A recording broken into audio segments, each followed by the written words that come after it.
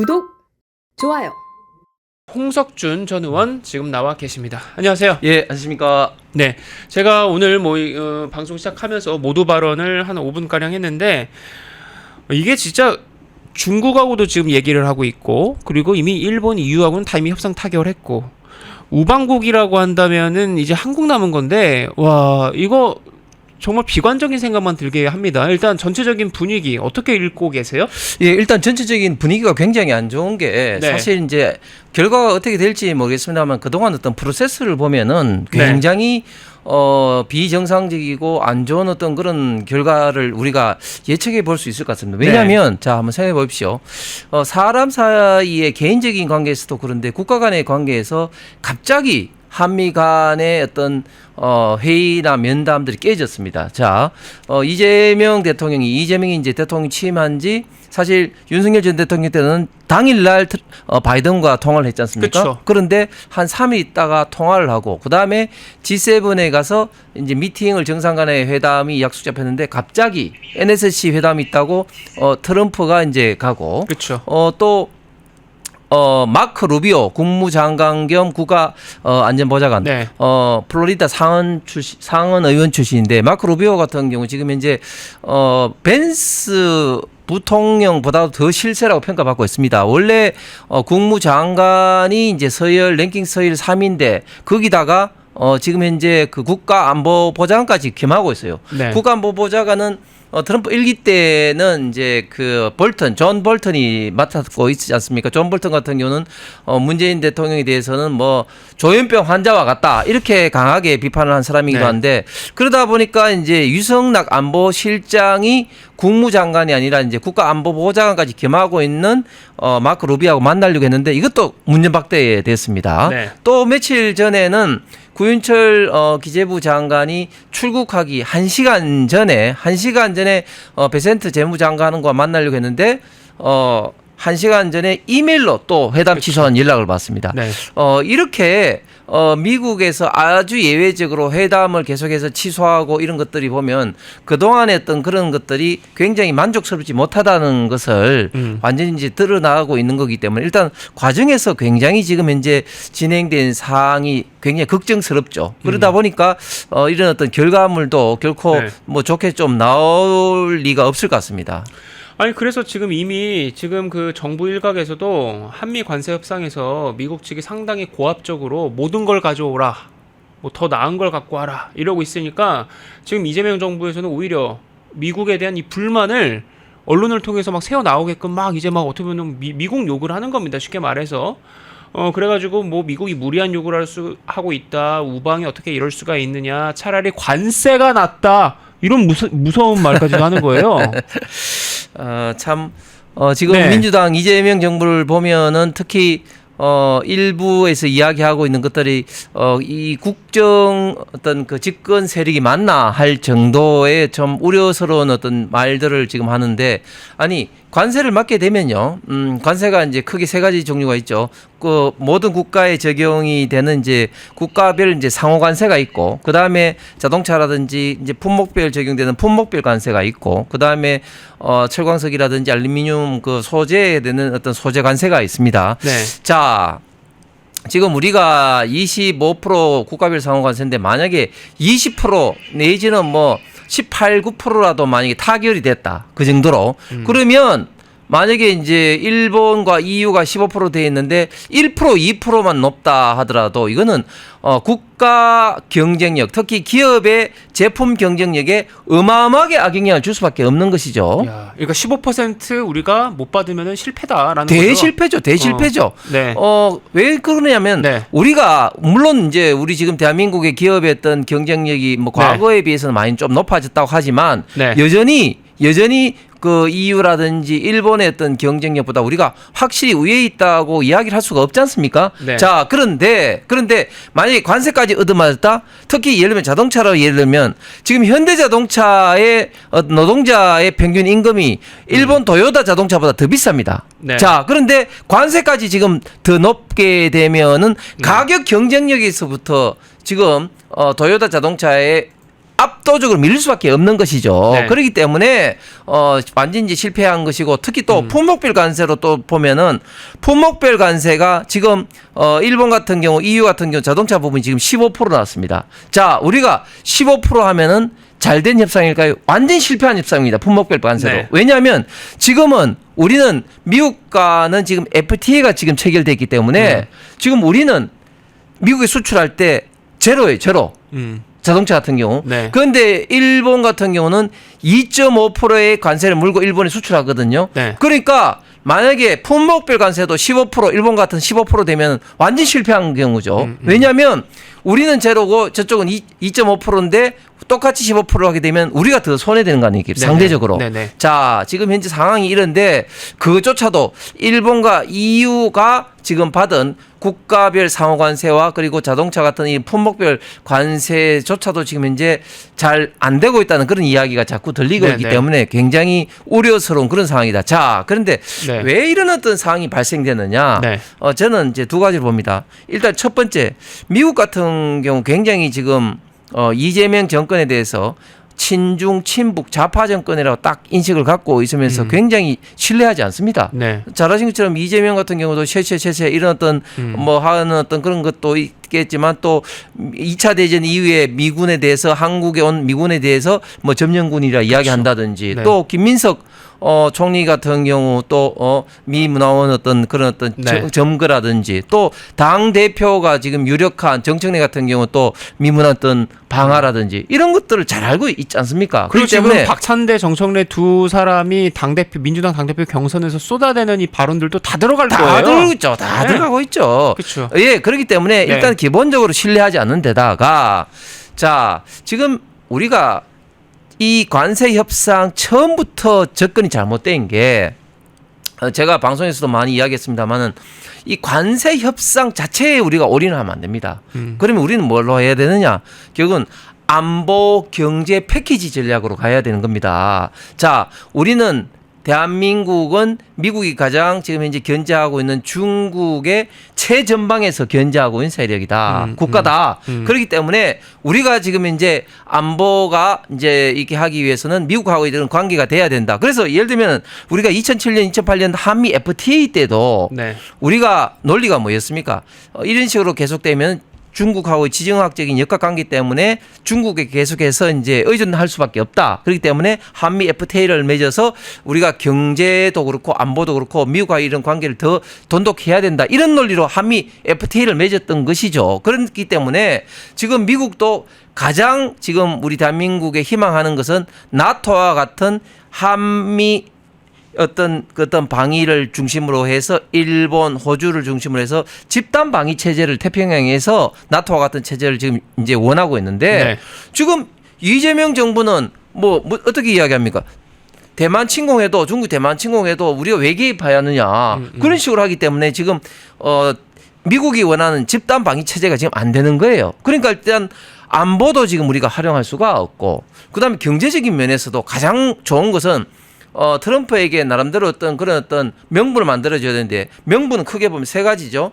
시장 개방, 그 다음에 투자, 그 다음에 구매인데 일본 같은 경우는 시장 개방을 예를 들면 쌀로 했다고 하지만 이미 77만 톤 전체 쌀 중에 미국산은 조금 느린다는 그런 식으로 어떤 이제 생색을 낸 것이고 네네. 그다음에 투자와 그다음에 EU 같은 경우도 뭐 에너지 구매 이런 건데 어마어마하죠. 예, 네. 우리도 사실은 에너지 구매 뭐 그런 카드도 낼 수가 있습니다. 그러나 더 중요한 것은 우리가 시장 확대를 통해서 미국에 어떻게 보면 좀 명분을 좀 만들어줘야 되는데 네. 우리는 지금 민주당이라든지 이런 사람들이 지금 야단을 치니까 가장 국익적 차원에서 봤을 때는 좋은 카드가 시장 개방인데 그런 건 하지 않고 자꾸 기업만 덜덜덜덜 볶아가지고 지금 미국이 더 투자라는 식으로 이야기를 하고 있는데 그렇죠. 이게 굉장히 위험한 게 뭐냐면 작년에 우리 대한민국은 이미 미국에 가장 많이 투자한 국가입니다.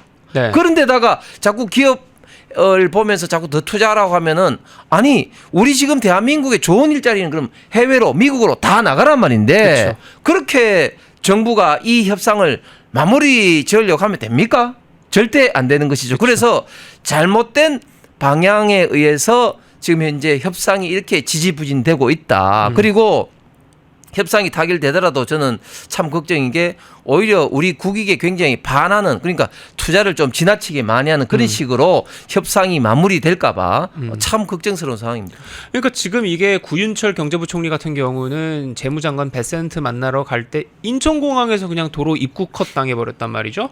그리고 이제 결국에는 그 두 사람이 만나기로 한 게 8월 1일에 이제 트럼프가 상호 관세 때린다고 했으니까 바로 그 전날 D-1 바로 요때 이제 단판을 매기겠다라고 한 거였어요. 근데 지금 트럼프가 지금 여러분 기사 보시는 것처럼 심상찮은 얘기를 한 겁니다. 뭐냐면 트럼프가요, 스코틀랜드 순방 마치고 백악관으로 들어가는 길에 그 현장 기자들을 만나서 질문을 받은 거예요.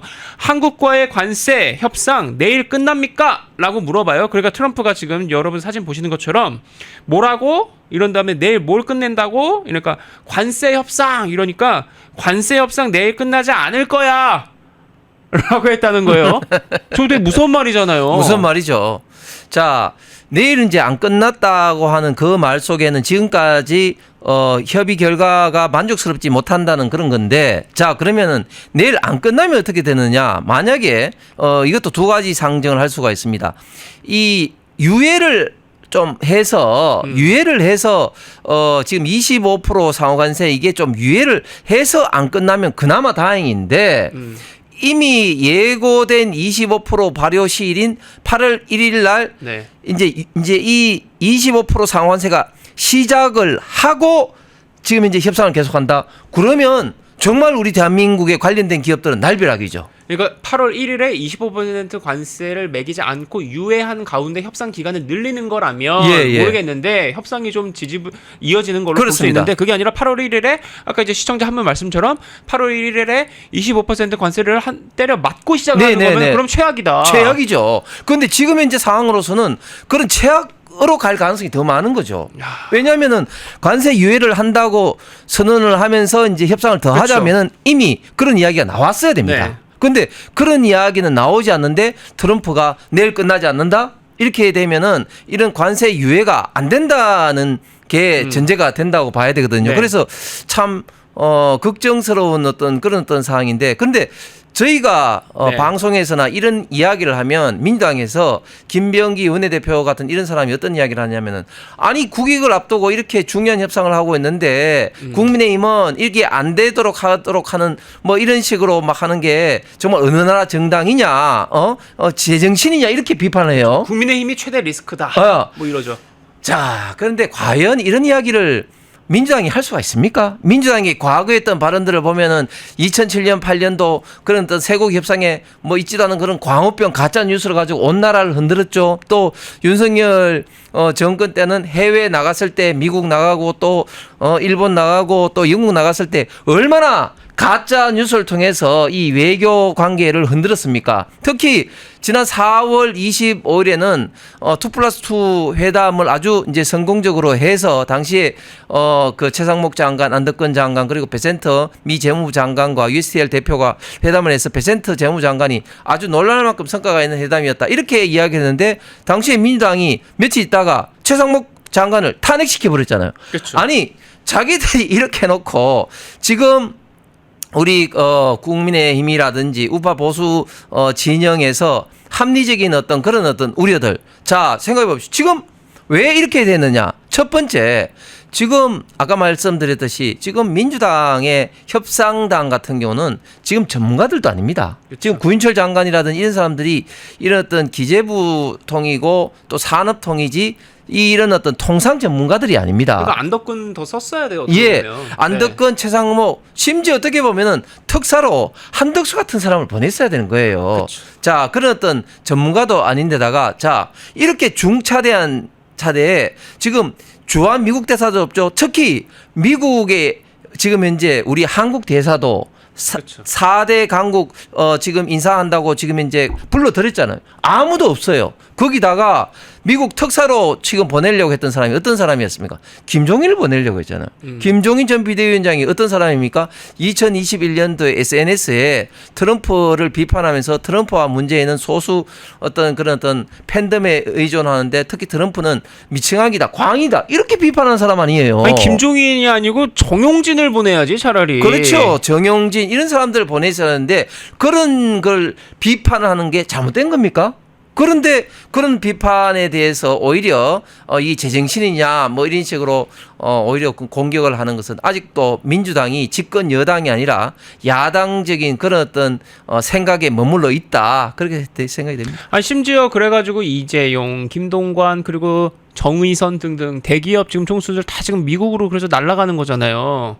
그럼에도 불구하고 지금 우리는 한국은 지금 불안하다. 트럼프가 끝내주지 않는다. 협상을 타결해주지 않는다. 그러니까 지금 계속 이 불확실한 상황이니까 불안은 커지고 있어요. 그래서 그거에 대해서 말씀을 주셨는데 근데 그런 상황에서 지금 이재명이 하는 짓이 뭐냐면 이거예요, 여러분.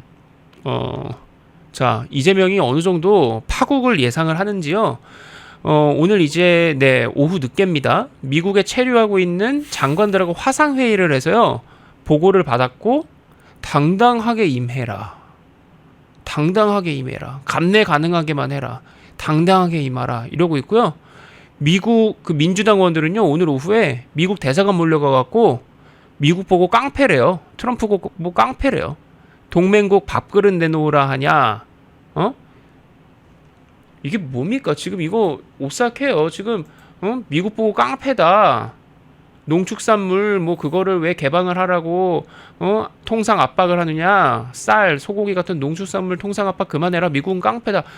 지금 뭡니까 저게? 그러니까 어느 정도 이재명도 그렇고 민주당도 그렇고 잘 안 될 거를 예상을 하고 지금 저러고 있는 건지.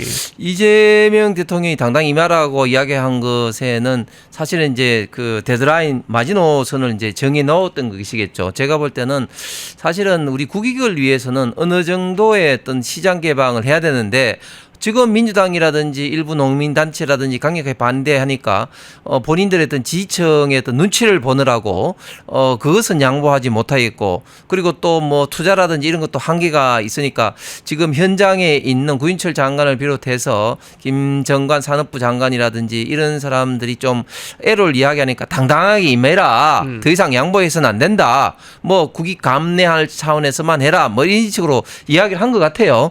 자, 이렇게 된다면 정말 그 예상하기 싫은 어떤 파국이 오는데 광복절용인가? 지금 이재명하고 민주당의 광복절을 대비해가지고 저렇게 지금 국내 민족주의 감정을 저렇게 불지르는 건가 싶은 생각도 드는 거예요. 뭐 그럴 수도 있죠. 그런데 저는 네. 이재명도 그렇고 지금 민주당도 그렇고 이게 집권 여당이 맞나 이런 어떤 생각도 들면서 특히 네. 김민석 총리의 형 김인웅 씨 네. 아주 유명한 좌파 특히 뭐 이 촛불 행동의 대표 아닙니까? 근데 어젠가요 그저께 양키 고음을 하면서 미국 제국주의 운운하면서 한미 동맹은 미제국주의 아가리에 우리 민족을 뭐 넘기는 것도 그런 식으로 아주 뭐 입에 그렇죠. 담지 못할 미국에 대한 어떤 막말, 어떤 비난, 저주에 가까운 그런 이야기를 하고 있습니다. 그렇죠. 자, 이런 어떤 태도를 보이기 때문에 정말 저는 민주당의 집권 여당이 이런 어떤 태도를 보이는 것에 대해서 미국이 지금 현재 상황을 더 정확하게 알고 있다. 왜냐하면 미국 대사관이라든지 뭐 이런 데서 뭐 계속해서 상시적으로 보고를 하지 않겠습니까? 자, 그렇기 때문에 저는 더 지금 이런 어떤 협상이 더 난항을 지금 겪고 있는 것이 아닌가 생각을 하는데 참 걱정스러운 거는 지금 미국의 우리 그 이재용 회장이라든지 또 뭐 정의성 회장이라든지 이런 어떤 그 대기업 어떤 총수들도 다 나가서 이런 협상을 지금 돕고자 하는데 네. 참 대기업 총수들 참 죽을 맞으실 것 같아요. 지금 국내에서는 이재명 지금 정권 들어와서 법인세 올린다, 또 노란봉투법 한다, 또 상법 개정을 통해서 이제 주주들에게까지 다 책임을 다 한다 이런 식으로 하니까 국내에서는 국내대로 좀 두들겨 맞는데 또 좀 이런 어떤 관세 협상도 지지분이고 오히려 관세를 지금 많이 받게 되면 정말 본사를 미국으로 옮길까 이런 어떤 생각도 들지 않겠습니까? 그렇죠. 그러니까 뭐 유럽도 유럽이지만 특히 이제 미국 재계 국내 최대 그 외국 기업 단체죠. 이 미국의 암참에서도 오늘 입장을 낸 겁니다. 이재명의 노란봉투법에 대해서 이거 외국 기업들, 미국 기업들 투자 안 한다 이러면, 그리고 한국의 글로벌 경쟁력에도 부정적 영향, 이거 불가피하다. 한번 잘 생각해봐라. 그리고 한국 니네가 에이펙도 할 건데 10월에 이거 지금 어떻게 지금 비춰주려고 하느냐, 이거는 정말 안 되는 법이다 이러고 있는 겁니다. 그리고 그런데도 지금 이재명은 노란봉투법도 부족해서 징벌적 손해배상제 도입도 검토를 하고 있고, 뭐 그래갖고 뭐 공장 이런 데다가 뭐 파견한다 그러고, 그죠? 감독관들 파견한다 그러고. 그러니까 지금 어떻게 보면은 지금 재계 총수들은 안에서도 두들겨 맞고 밖에서도 두들겨 맞고, 그리고 한국 돕겠다고 이재명 정부한테 그래도 돕는 신용이라도 하겠다고 저기 미국 다 가는데, 지금 돌아오는 거는 저런 반기업 3법이라 그러나요? 지금 그게 막 돌아오고 있는 거라는 거잖아요. 그렇습니다. 참 우리 대한민국에서 기업하기가 참 어렵다는 것을 네. 요즘처럼 체감할 때가 없을 것 같은데, 대기업도 대기업이지만 제가 참 중소기업 사장님들 많이 만나 보면 네. 중소기업 사장님들이 하소연합니다. 아, 내가 왜 기업을 했나? 왜냐하면 지금 우리 대한민국 시장 자체가 지금 저출생 고령화로 굉장히 좀 내수 시장이 지금 말라붙고 있는 그런 가운데 지금 계속해서 최저임금을 비롯해서 임금은 오르고 하니까 사실 기업이 잘 될 때도 있지만 못 될 때도 있지 않습니까? 그렇죠. 그러다 보면 임금을 뭐 사실은 밀릴 때도 있고 한데, 임금이 밀리면 대번에 뭐 노동청에 이제 고발하다 보면 지금 기업 사주들 대표들은 그런 것 때문에 언제 감옥에 갈지 모르는 그런 참 위험한 어떤 그런 과정에 있단 말이죠. 네. 그런 가운데 정말 그 어려운 상황에서 이렇게 그 기업을 경영을 하고 있는데, 이렇게 노란봉투법이라든지 또 중대재해처벌법에 따른 어떤 징벌적 손해배상까지 이런 식으로 이제 본격화되면 더더구나 기업을 하기가 힘들게 되는 것이죠. 특히 대기업 입장에서 보면 이제 원하청 간에 이런 어떤 구분도 없이 어떤 노사쟁이 어떤 대상이 되기 때문에, 예를 들면 현대자동차 같은 경우 기업 라인을 일부 이제 해외로 이전하게 되면 하청 기업이 물량이 줄어든 그 이유를 가지고도 이제 노조가 이제 노사 협상이 대상이 되면서 현대자동차 회장 대표 집무실 앞에 가서 이제 시위를 할 수가 있습니다. 자, 그렇게 되면 현대자동차 회장 대표 앞에는 이제 365일 끊임없이 시위거리가 되는 거예요. 자, 이렇게 되면 어떻게 기업을 운영을 할 수 있겠습니까? 그렇기 때문에 우리보다도 더 어떻게 보면 좀 노동법이 발달됐고 인권이 발달됐다고 하는 유럽 EU의 상공회의소 EUCCK, 그리고 주한 미국 상공회의소 암참 회장들까지도 이렇게 되면 이 투자 못한다, 그리고 기업들이 있는 기업들도 철수할 가능성이 있다, 그렇게 지금 경고를 하고 있는 상황이죠. 그렇습니다. 근데 지금 이런 가운데 지금 이재명은 8월 15일 80주년 광복절에 국민 임명식이다 해서 자기 임명식을 또 같이 연다는 거예요. 이게 이제 다음 달 8월 15일인데 광복절이 가까워질수록 논란은 사그라들지 않고 점점 더 커질 걸로 보여요. 대체 저 임명식 왜 하는 거냐? 뭐 혈세 팬 콘서트냐, 셀프 대관식이냐 하면서 지금 야권에서도 지금 반발하고 있어요. 아, 그렇습니다. 지금 이미 그 이재명 대통령은 네. 이미 이제 국회에서 그때 취임식을 했죠. 그렇죠. 자, 그런데 또 왜 취임식을 하는 겁니까? 특히 또 날짜가 또 8.15예요. 8.15. 그렇죠. 물론 지금 뭐 돈 이런 어떤 행사에 따른 어떤 그 예산 그런 어떤 낭비도 물론 문제지만, 저는 특히 저 행사하는 날짜가 광복절이라는 게 저는 굉장히 우려스럽습니다. 자, 왜 그렇습니까?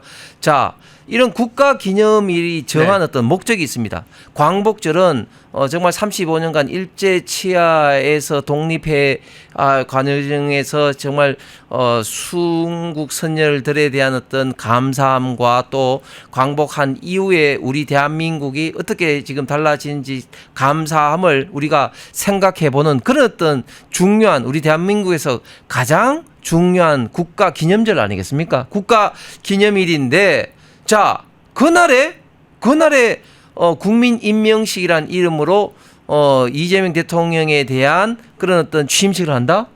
이거는 정말 완전히 그 우리 대한민국의 어떤 지금 순국 선열이라든지 침식을 하고자 하는 이런 것을 그 오히려 지금 악용을 해서 정말 순국선열에 대한 어떤 고귀한 그런 생각을 해야 되는 그런 것을 완전히 악용을 하는 것이죠. 야, 그래서 그게 바로 실제로 SNS에 이런 글로 여러분 올라옵니다. 한미 관세 협상과 그리고 광복절 이 두 개가 어떻게 보면 비슷한 시기에 그렇게 눈앞에 목전에 두고 있는 그런 상황에서 볼까요? 8월 15일 광복절 이재명 대통령 임명식이 있습니다. 대한민국은 어려운 국난의 시기를 맞고 있습니다. 트럼프가 우리를 강탈하려고 하고 있습니다.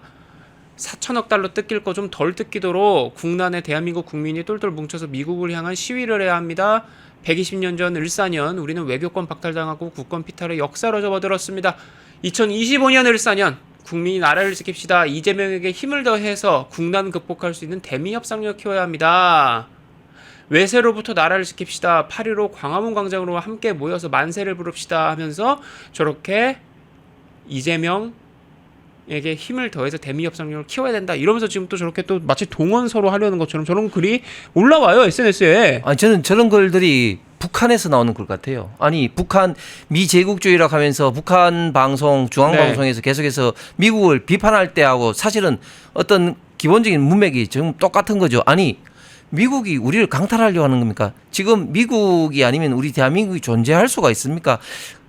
지금 일제로부터 해방될 때부터 또 6.25를 통해서 북한 공산당으로부터 우리 대한민국을 지킨 게 미국 아닙니까? 그리고 그 이후에 미국 원조로 우리 대한민국이 이제 발전을 하기 시작했고 지금의 모든 에너지 원전이라든지 이런 것도 미국으로부터 그때 기술을 이제 도움을 받았었고 그 이후에 60년대 70년대 계속해서 미국 어떤 시장에 수출을 함으로써 지금의 어떤 대한민국을 만든 게 아니겠습니까? 그 이후에도 또 한미 FTA를 통해서도 우리가 미국에 엄청나게 지금 수출을 하고 있고 그걸 통해서 우리가 지금까지 자유 대한민국의 경제 번영을 이루고 왔는데 우리가 일방적으로 미국으로부터 지금 강탈당하려고 지금 관세 협상을 하고 있는 겁니까? 이렇게 기본적인 미국을 바라보고 있는 시각 자체도 정말 지금 북한에서 바라보고 있는 시각과 똑같이 저렇게 바라보고 있다. 미국이 마치 제국주의처럼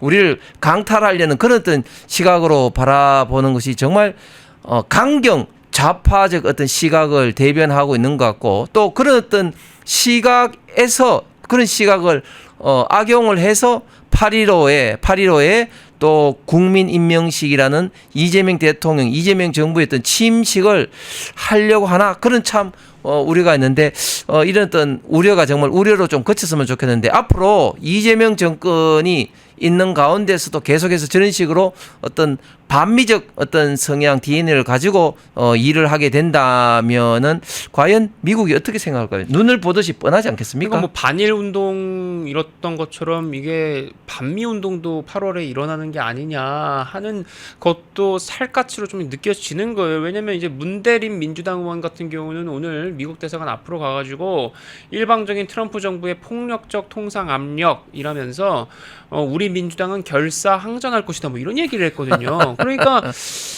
이게 지금 여러분 보시는 것처럼 SNS에 저런 걸 이제 막 오기 시작했는데 그런 거랑 사실 다 맥이 같죠. 예, 맥이 같죠. 결이 같은 예. 그 대미관을 보여주는 예. 거여서 예. 이러다가 이제 곧 올 8월 달이 반일이 아니라 반미 운동이 일어나는 그런 한 달이 되는 거 아니냐 생각도 좀 벌써부터 스멀스멀 들기 시작하는 겁니다. 자, 끝으로 하나만 더 여쭐게요. 네. 이게 심지어 JTBC가요 팩트 체크라고 해가지고 사실상 저거 조선일보 저 보도를 반박한 거거든요. 트럼프 네. 측근이 윤석열 부당 대우 뭐 이런 말 한 적 없다라고 하는 건데 그 해당 미국 그 트럼프 측근 저 프레드 플라이츠가 의도적인 누락을 JTBC가 했다 하면서 제일 마지막 줄이 이거예요. 나 다시 상종 안 해 JTBC. 보셨죠 저 소식? 예, 맞습니다. 저 JTBC 왜 그러는 거예요? 아니 그러니까 제가 이 보니까 그 좌파 지금 현재 방송들 보면 한겨레도 그렇고 JTBC도 그렇고 꼭 이제 뭐 MBC도 네. 마찬가지입니다만은 지금 안 좋은 뉴스가 나오면은 뭐 팩트 체크를 한다는 명분으로 계속해서 미국 그쵸. 관계자들한테 합니다. 생각해 보시면 옛날에 그 윤석열 전 대통령이 뭐 날리면 바이든 뭐 이런 거를 가지고도 MBC가 네. 해서 오히려 어떻게 보면 좀 한미 간의 어떤 이간질을 하려는 네. 부추긴 어떤 그런 사례도 있었지 않습니까? 네. 자, 이것도 JTBC에서 팩트 체크를 한다면서 프라이츠가 어떤 사람이냐면 트럼프 1기 때 국가안보회의 NSC 비서실장을 하고 지금도 여전히 트럼프의 핵심 어떤 측근으로 분류가 되고 있는 사람인데 네. 그 프라이츠가 위성락 안보실장을 만났을 때도 그렇고 지난번에 여야 의원 13명이 미국 갔을 때도 윤석열 전 대통령에 대한 어떤 부당한 대우, 인권 어떤 침해 이런 것에 대해서 미국이 굉장히 지금 우려하고 있고 트럼프 정부가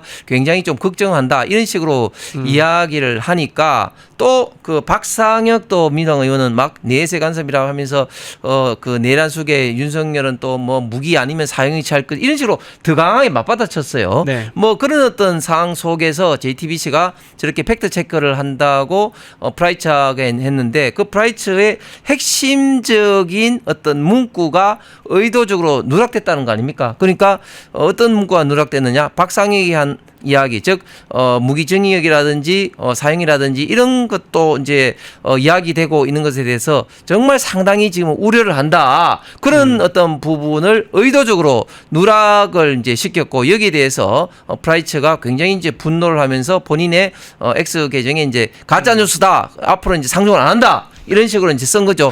이게 참 국가적 망신이 국제적 망신인 것이죠. 아니, 국제적 망신이기도 한데 저는 저 JTBC 기자도 그렇고 언론사도 그렇고 줄줄이 다 책임져야 된다. 왜냐면 팩트 체크라고 해놓고서는 페이크 뉴스라고 소리 듣고 있는 거잖아요. 그렇습니다. 아니 팩트 체크 한다면서 팩트 체크라고 해놓고서는 페이크 뉴스라고 지금 지금 반발하는 거예요. 그 트럼프 측근이 지금. 저 우려스러운 사항은 지금 관세 협상도 그렇고 지금 얼마 전 이제 모스탄 전 대사가 왔을 때도 그렇고 이번에 브라이츠도 그렇고 트럼프 핵심 인사들과 계속해서 지금 이재명 정권의 관계가 굉장히 악화되고 있는 거예요. 그러니까 관계를 풀려고 하기보다는 기존에 갖고 있던 생각들, 즉 이재명 정권은 친중, 친북, 반미 좌파 정권이라는 그런 어떤 생각을 갖고 있는데 그런 생각이 자꾸 공고하게 되게끔 지금 현재 자꾸 일이 지금 현재 진행되고 네. 있다. 그런 게 결국은 이런 어떤 관세 협상에 있어서도 굉장히 좀 안 좋은 그런 어떤 결과가 도출될 우려가 있고 앞으로 한미 간의 관계 역시 굉장히 좀 우려스러운 상황으로 진행될 가능성이 좀 많을 것 같습니다. 네, 국민의힘 현역 그 전직 의원이시기도 하고 지금 이제 국민의힘 당 그 전당 대회가 이제 열리면서 후보 등록 기간이거든요. 그래서 근데 이제 정치권에서는 한동훈에 대한 찬반을 떠나서 어쨌든 나와야 좀 흥행할 텐데 그 전당 대회가 그래서 좀 김이 빠졌다.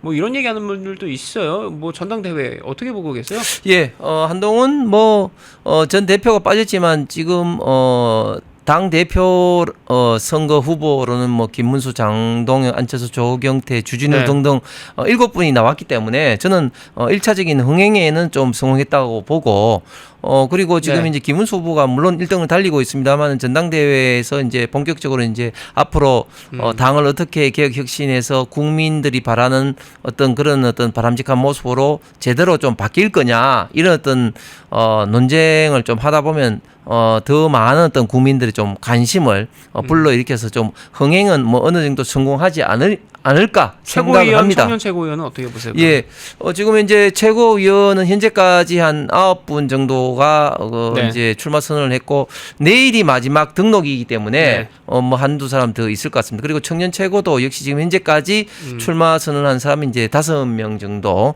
그렇게 되는데 그러니까 뭐 최고나 청년 최고도 애초에 우려했던 것보다는 지금 이제 좀 이제 그 흥행이 좀 되고 있을 것 같은데 최고위원 안 나오세요? 지금 주변에서 좀 그런 저런 좀 이야기를 제가 좀 많이 듣고 있어서 제가 지금 현재 방송에서 그리고 또 현장에서 민주당하고 싸우는데 좀 앞장서고 특히 네. 저 같은 경우는 지난 22대 총선에서 그 경선 기회도 없이 이제 공천에서 떨어졌음에도 네. 불구하고 제가 22대 선대 상황실에서 끝까지 그 당의 요구가 있어서 이제 일을 하기도 했습니다. 그런데 나중에 알고 보니까 그게 제가 1호랍니다. 1호.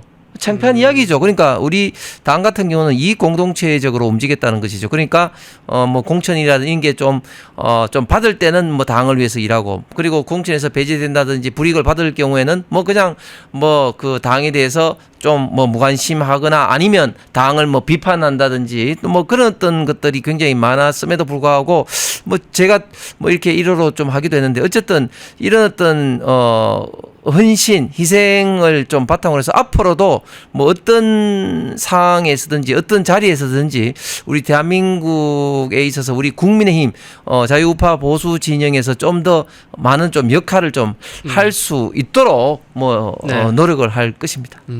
네, 일단 제가 말씀 들어보니까 최고위원 나올까 말까 좀 고심 중인 것 같아서 뭐 내일쯤 결과가 나오겠죠? 네, 그렇습니다. 알겠습니다. 네, 오늘 말씀 이쯤에서 네 마무리하도록 하겠습니다. 출연 감사합니다. 예, 감사합니다. 펜앤마이크와 광동이 함께 준비한 광동 루테인 밀크시슬, 혈행 개선, 노화로 인한 눈 건강, 간 건강. 펜앤마이크 TV 단독 할인 2개월분 한 박스에 3만원, 6개월분 세 박스에 84,000원. 펜앤마이크 구독자 전용 댓글 상단 할인 링크에서 구매 가능합니다. 전화 문의는 1661-6915, 전화 문의는 1661-6915. 펜앤마이크와 광동이 함께 준비한 광동 면역보감 데일리 스틱 2024년 건강기능식품 대상, 높은 흡수율, 휴대와 섭취가 간편한 스틱형 펜앤마이크 TV 단독 할인 1개월분 한 박스에 33,000원, 3개월분 세 박스에 9만원. 펜앤마이크 구독자 전용 댓글 상단 할인 링크에서 구매 가능합니다. 전화 문의는 2661-6915, 전화 문의는 2661-6915.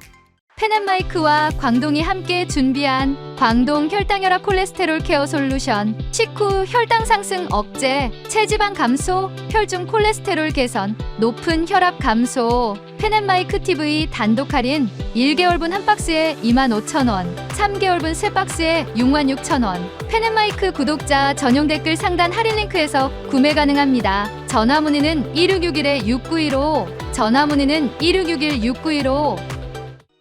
펜앤마이크에서 추천하는 영상도 보고 가세요.